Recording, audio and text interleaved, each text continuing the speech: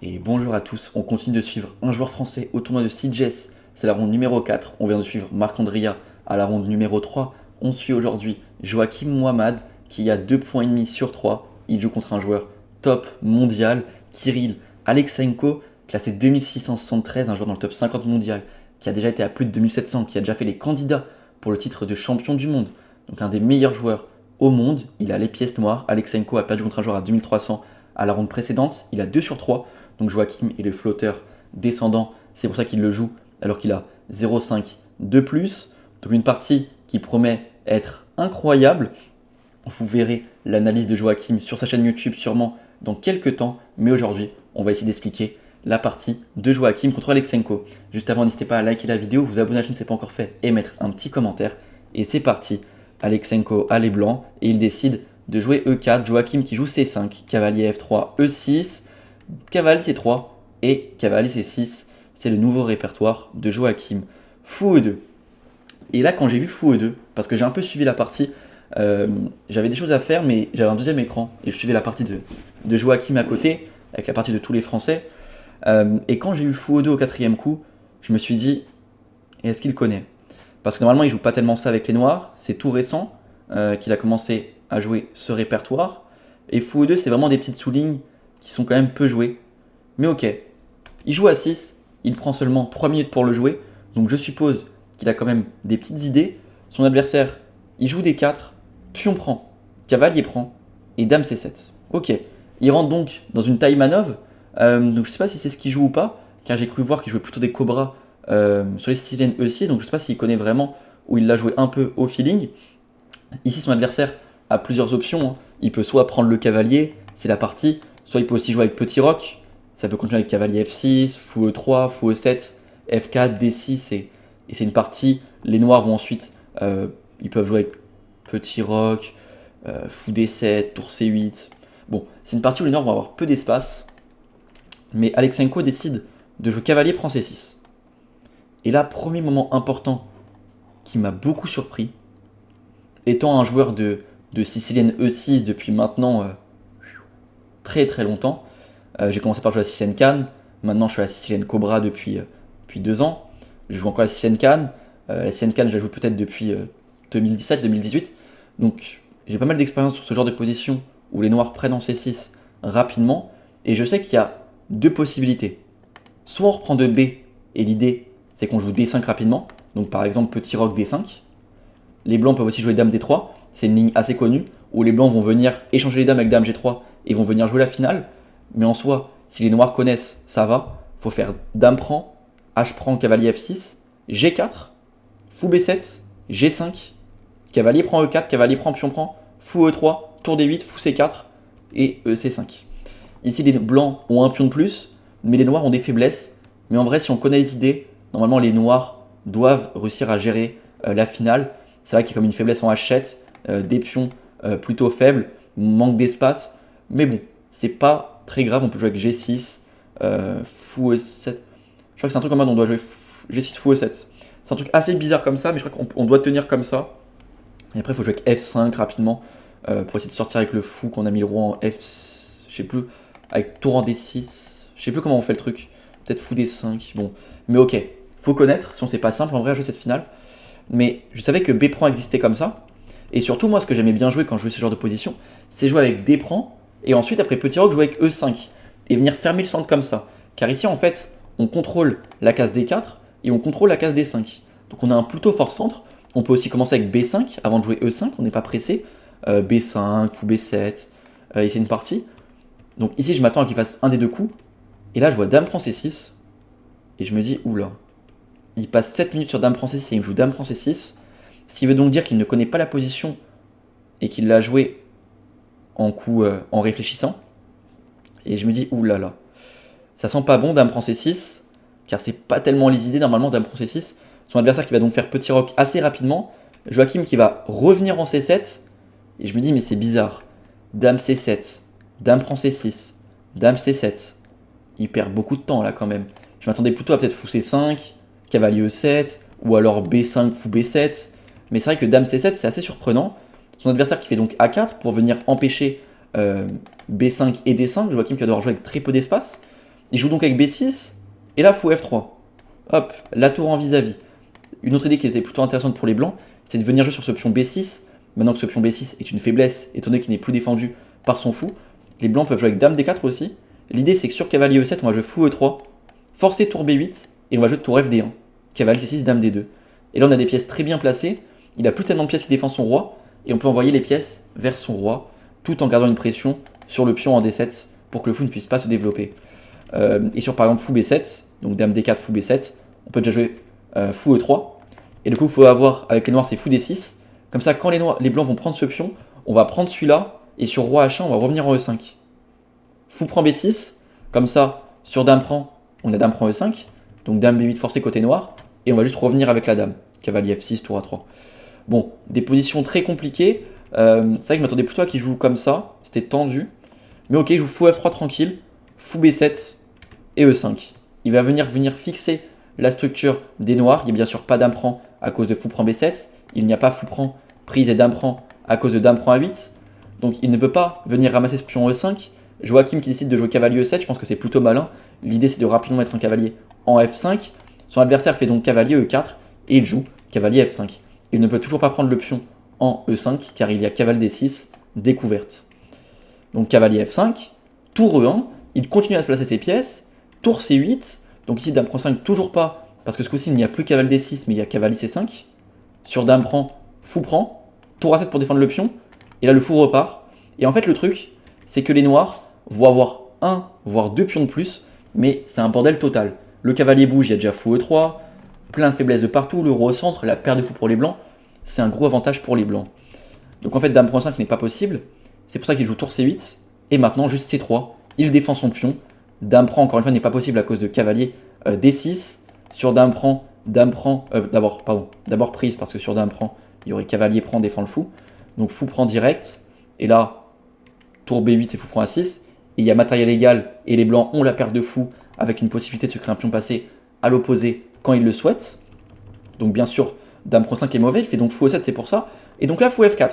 Ok, première pause. Ici, les blancs ont terminé leur développement. Leur dit que c'est relativement égal. Après 15 coups, on peut se dire ok, Joachim, 0-0 contre un 26-80, 170 avec les noirs. Très bonne position d'après l'ordinateur.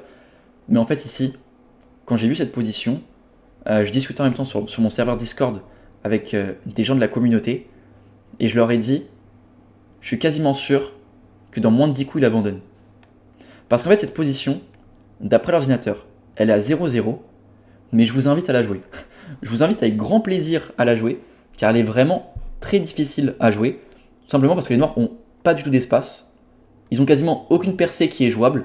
D6, F6, B5, il n'y en a aucun coup qui est jouable. À chaque fois, il y a des problèmes sur chaque coup. Il n'y a donc aucune percée, aucune bonne case pour ce cavalier plus tard. Les fous sont déjà sur leur meilleure case potentielle. La dame ne peut pas avancer plus loin. La tour est sur la colonne. L'autre tour n'a pas de colonne.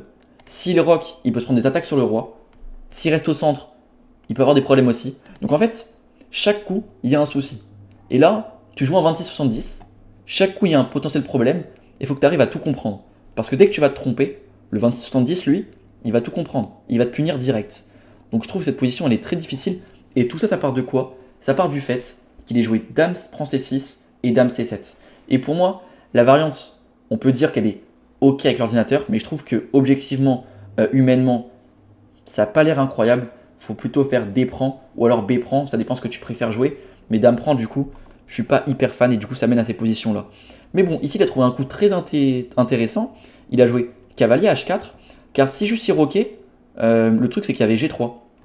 Et là que ça commençait à avoir des vraies menaces. Il commençait peut-être à se prendre des cavaliers F6, avec des idées de prise et des découvertes. Peut-être des cavaliers, peut-être le fou va reculer en fianchetto, la dame va passer, il va envoyer les pièces. Donc c'était très dangereux. Donc cavalier H4 c'est plutôt bien joué, car il lui prend sa paire de fous. S'il refuse de donner sa paire de fous avec les blancs, le problème c'est qu'il y a déjà cavalier prend G2. Et sur roi prend, il y a F5. Clouage. Surprise en passant, il y a dame prend F4.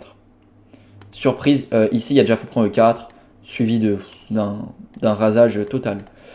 Donc ici, après dame prend F4, il est obligé de plutôt de faire...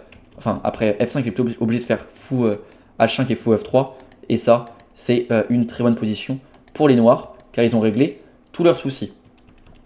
Donc bien évidemment, après cavalier H4, il se laisse prendre la paire de fou, il fait fou G3, et donc là, cavalier prend F3, dame prend F3 et petit roc, il a réussi à échanger du matériel et prendre la paire de fou de l'adversaire. Donc c'est plutôt une réussite, mais son adversaire va donc faire tour AD1, même comme ça la position est très compliquée à jouer. Tour AD1 pour venir taper sur ce pion. Joachim fait dame C6, un coup que j'ai pas vraiment compris, mais c'est vrai qu'il n'y a pas tellement d'idées ici, hein. C'est compliqué à jouer. Je m'attendais peut-être plutôt à tour FD8 qui était plus logique, mais en même temps, t'enlèves la tour de la protection du pion F, peut-être qu'il y aura dame G4, menace cavalier F6, peut-être tu rentres là-dedans, mais en vrai tu peux rentrer là-dedans et jouer D5, hein. C'est pas mal cette finale-là. Peut-être qu'il pouvait rentrer là-dedans, hein. Tour FD8, et l'idée c'est qu'ensuite il va prendre le cavalier et jouer D5, pour venir tout échanger comme ça. Et ça franchement, ça va. Tu peux la tenir avec les noirs, même s'il y a un 3 contre 3 à l'opposé, 3 contre 2 à l'opposé, tu peux franchement la tenir avec les noirs. Donc ok, peut-être que ça c'était plus intéressant. Dame C6, bouge encore une fois la dame. Donc ici, Alexenko envoie tour D4, défend le pion A4, menace de doubler sur le pion D7 et menace aussi de coulisser la tour pour venir envoyer des attaques sur le roi. Et là, Joachim, je comprends qu'il n'a vraiment pas d'idée et la position, elle est vraiment très difficile à jouer. Ici, il va jouer fou A8. Ici, en fait, je pense qu'il s'est dit quoi? Il s'est dit, on est au 19e coup, j'ai plus que 29 minutes à la pendule, j'ai plus que maintenant que 23 minutes même quand il joue le coup, je trouve pas d'idée. Le problème, c'est soit il va passer 15, 20, 25 minutes dessus, il va finir par trouver une idée, mais il sera en Zeitnot au bout de 20 coups, il devra jouer encore 20 coups avant de recevoir une demi-heure à la pendule au 40e coup, et 20 coups en Zeitnot contre un quasi 27, bien sûr que tu vas faire une erreur et que tu vas te tromper. Ou alors, je joue rapidement un coup qui me paraît pas affreux, mais qui est forcément pas très bon, mais au moins je garde du temps à la pendule. Le problème, c'est que si tu fais ça, tu vas faire quelques imprécisions, et le 27 va prendre l'avantage et va te punir, mais en même temps, si tu joues très lentement et que tu arrives à trouver les coups, mais tu es en Zeitnot, tu vas te tromper et il va te punir. Donc dans tous les cas, c'est compliqué. Il décide de jouer fou à 8. Peut-être que B5 était mieux, mais le problème de B5, pareil, c'est qu'il y a dame G4. Tu vas te prendre des cavaliers là. Roi H8, peut-être fou H4. C'est compliqué, hein. C'est compliqué parce que s'il y a l'échange là, tu vas te prendre une grosse attaque rapidement. C'est compliqué à jouer. Il décide de jouer fou à 8. Il se prend donc dame D3. Dame DG4 était aussi intéressant, car l'idée sur roi H8, c'est qu'on peut juste jouer fou F4, venir ramener la tour, etc. Et sur fou B7, un coup d'attente, il y aurait fou H4, et après prise, là, les noirs vont totalement se faire mater. Il y a trop de pièces qui vont sauter sur leur roi, ils vont totalement se faire mater, les noirs. Donc dame G4 était plutôt intéressant, il fait dame D3, il préfère attaquer le pion D7 et le pion A6. Joachim ici trouve le seul coup qui permet de tenir encore un peu, c'est B5, c'est bien joué, car sur tour FD8 pour défendre, il y aurait juste dame prend A6. Donc B5 bien joué. L'idée c'est qu'après pion prend, dame prend, pion prend, tour prend D7. Il peut juste jouer tour FD8. Et en fait, après tour prend E7, il y a fou prend E4.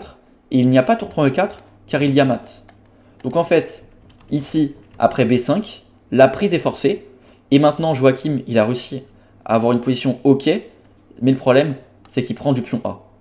Et là, c'est pas la même histoire. Parce que sur dame prend, sur tour prend, il y aurait tour FD8. Et donc, soit on rentre là-dedans et les noirs ont la paire de fou. Alors, oui, ils ont un pion de moins, les noirs, mais ils ont la paire de fou et la tour active. Donc, ça va. Ou alors, ils rentrent là-dedans. Et ici, tac, tour prend E7. Ils ont donc fou de couleur opposée. Et donc, ça va. Avec un pion de moins, fou de couleur opposée, ça se tient. Mais le problème, c'est qu'il fait A prend. Et sur A prend, c'est pas la même histoire. Car ici, bon, bien sûr, il peut toujours pas prendre avec les blancs. Car s'il prend, encore une fois, on aura une finale avec paire de fou, la tour active, etc. Donc là, ça va pas trop pour les blancs. Malgré leur pion de plus, les noirs ont du jeu. Donc ici, il commence par plutôt F3 pour enlever les menaces sur le pion B7. Joachim qui envoie donc B4. Il se prend C4. Les blancs vont donc venir fixer la position et venir mettre une énorme pression sur ce pion en D7. Joachim qui n'a plus de temps, il n'a plus que 17 minutes. Il va passer un quart d'heure sur le coup. Et après 15 minutes de réflexion, il ne trouve aucun coup. Il n'a plus de temps à la pendule et il envoie fou C5 qui est une gaffe. Là, en fait, la position, ça fait trop longtemps qu'il est en survie. Il faut qu'il trouve coup après coup. Au bout d'un moment, il ne pouvait pas tout trouver. Il n'avait plus de temps à la pendule. Ici, il fallait trouver dame B6. Et après, fou F2, rentrer là-dedans. Fou prend E4, tour prend E4 et dame C7. Et se dire que cette position-là, on va réussir à la tenir avec les noirs. Alors qu'il y a vraiment un gros problème sur le pion en D7. C'est compliqué à comprendre. Mais l'idée, par exemple, sur B3, c'est qu'il y a déjà D6. On peut déjà se libérer de la faiblesse. Et si les noirs, les blancs, pardon, jouent plutôt tour D1, on peut déjà jouer tour FD8.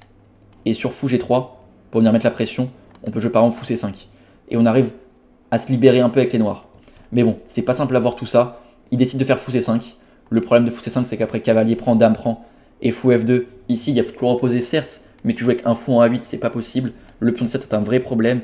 Les blancs vont pouvoir fixer la position et récupérer des 7 et avoir un pion passé protégé, avec toujours beaucoup plus d'espace et beaucoup plus de pièces actives. Donc bien sûr, c'est gagnant pour les blancs. Joachim qui joue H6, B3. Il y a le clouage, il fait donc dame à 5. Tour prend des 7, tour D8, tour D6. Tour prend pion prend fou T6. Joachim qui essaye de bloquer la position avec le fou de clou reposé. Mais ici, juste dame D4, tour D8 et tour A1. Abandon. Tout simplement parce que le pion B4 va tomber. Il va se prendre dame C5 et dame prend B4. Inévitable. L'ordi conseillait dame A3. Mais même quand on laisse tourner l'ordi, il donne cette variante là. Et on remarque qu'à la fin de l'ordi, il donne le pion. Dans tous les cas, Joachim va devoir jouer avec 2 pions de moins. Donc voilà, c'est terminé. Il décide d'abandonner après tour 1, 2 pions de moins, 3 pions passés éloignés, c'est un 27 en face quasiment. Bien sûr, on abandonne. Donc voilà, c'est une défaite pour notre joueur français. On se retrouvera demain pour l'analyse d'un nouveau joueur français, avec, j'espère ce coup-ci, une victoire. En tout cas, la partie était très intéressante. Ça montre vraiment la différence de niveau. On l'a vu il y a quelques jours, quand j'ai joué un joueur classé 2600 feed en partie longue, je jouais contre Vadim Milov en National 1. J'ai réussi à prendre un bel avantage, j'étais à plus 2 au bout de 15 coups. Mais derrière, c'est un 26, tu joues avec la peur, etc. C'est compliqué franchement contre les joueurs de ce niveau. Et encore une fois, on voit la différence de niveau quand tu joues à 22-23 contre un 26. C'est ahurissant, c'est ahurissant. En tout cas, j'espère que la vidéo vous aura plu, les explications aussi. Nous, on se retrouve demain à 18 h pour la suite du tournoi de CJS avec la ronde numéro 5. A bientôt, bonne fin de journée à tous, bonne soirée.